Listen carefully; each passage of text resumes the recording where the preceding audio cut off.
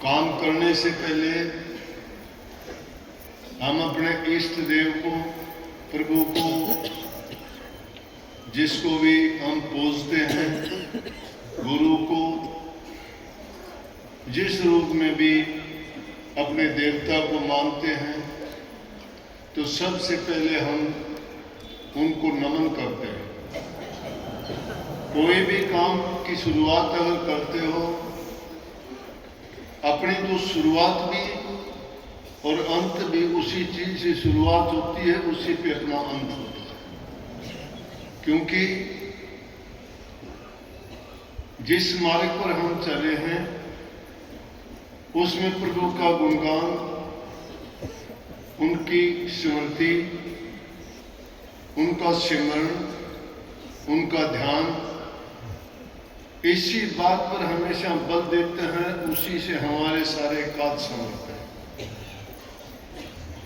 हर जीव के 84 लाख योनि में सब जीवों के काज संवारने वाला वो शक्ति है, प्रभु है, मालिक है, भगवान है, अनेकों नामों से जिसको हम पुकारते हैं। आज हम नए वर्ष की शुरुआत कर रहे हैं। कल शाम को भी सत्संग था। बीते हुए कल से हमें शिक्षा लेनी चाहिए। जो कोई भूल है, कोई गलतियां हुई हैं,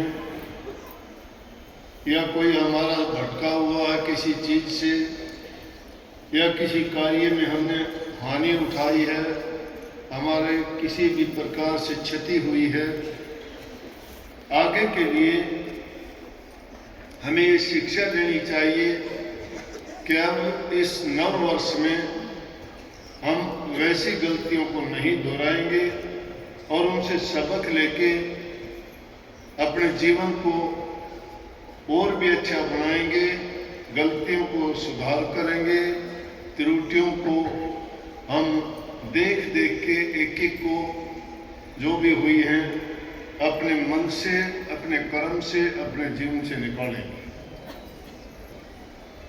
हर काम के लिए, कोई भी दुनियादारी का काम है, उसको ठीक प्रकार से करने के लिए योजनाएं बनाई जाती हैं, और जो योजना बना के कोई काम किया जाता है उसमें हमें किसी प्रकार की हानि नहीं उठानी पड़ती। आज ये नव वर्ष की शुरुआत है, जब और दुनियादारी के कामों के लिए एक गृहिणी भी 1 महीने के लिए वेतन मिलने के बाद या कोई काम जो भी रोजगार करते हैं उससे अपना बजट बनाते हैं कि हम उससे अपने परिवार के काम में पैसे को कैसे लगाएंगे ताकि हमें कोई कष्ट ना हो, किसी से उधार ना लेना पड़े और हमारा घर गृहस्थी का समय और जीवन शांति से बीते। इसी प्रकार से सरकार कोई भी कार्य करती है, उसके लिए योजनाएं लेके आती है, उनके लिए बजट निर्धारित करती है, उस काम को करने के लिए तिथि मुकर्रर करते हैं कि इतने समय में, इतने बजट में ये काम पूरा हो जाए। लेकिन हमारे सामने जो योजना है, हमारे सामने योजना भी क्या है कि भक्ति की, अपने जीवन को संवारने की।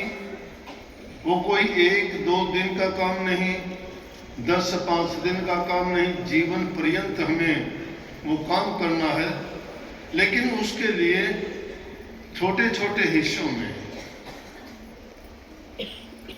दिनों का सप्ताह में, सप्ताह का महीनों में, महीनों का वर्षों में। तो आज उस वर्ष के लिए हमें अभी से सोच लेना चाहिए कि इस वर्ष में जो विगत वर्षों में हमने काम नहीं किया,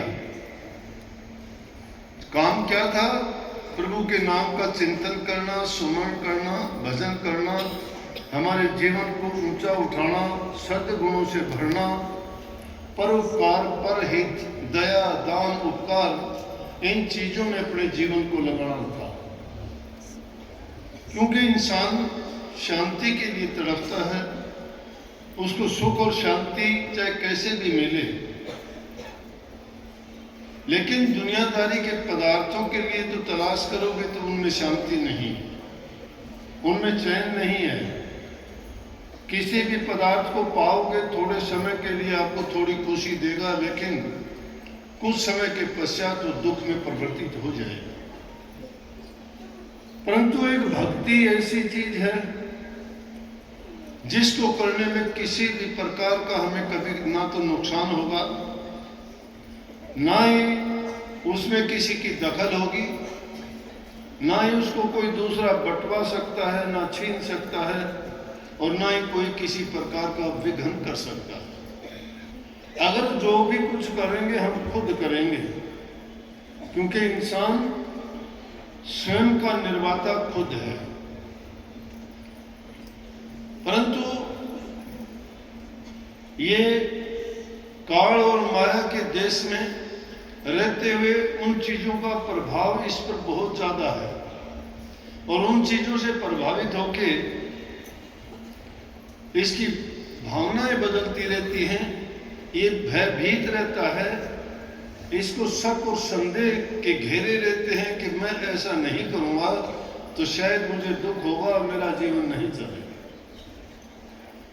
परंतु अगर सही तरीके से तुम अपने सब कार्यों को योजनाबद्ध तरीके से करोगे तो मैं कहता हूं कि उनमें कोई कमी आने वाली नहीं है।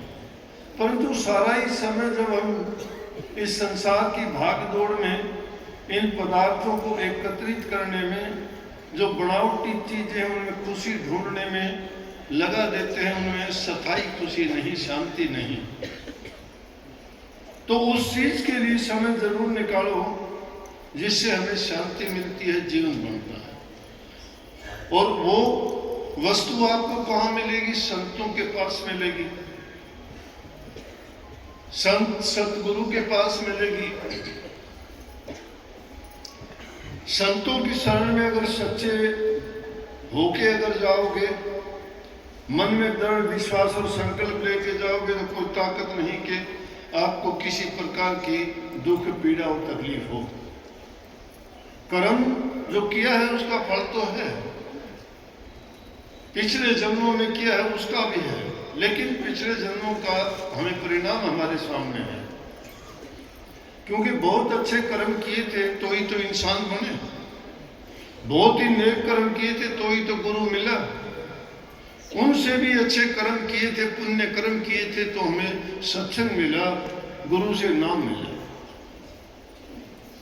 नहीं, इस चीज के लिए तो तलाश करते करते लोगों को पूरी जिंदगी बीत जाती है, ना गुरु मिलता है, ना सत्संग मिलता है, और ना ही नाम मिलता है। पाखंड मिल जाएगा, बनावटी गुरु मिल जाएंगे, बनावटी नाम मिल जाएंगे, लेकिन शब्द भेदी गुरु मिलना बड़ा कठिन होगा। और गुरु जब मिल जाए किसी को तो गुरु के पास जाके समर्पित हो जाना चाहिए। समर्पित होने का मतलब है कि अपना तन, मन और धन गुरु को सौंप देना चाहिए। तन, मन, धन सौंपने का मतलब है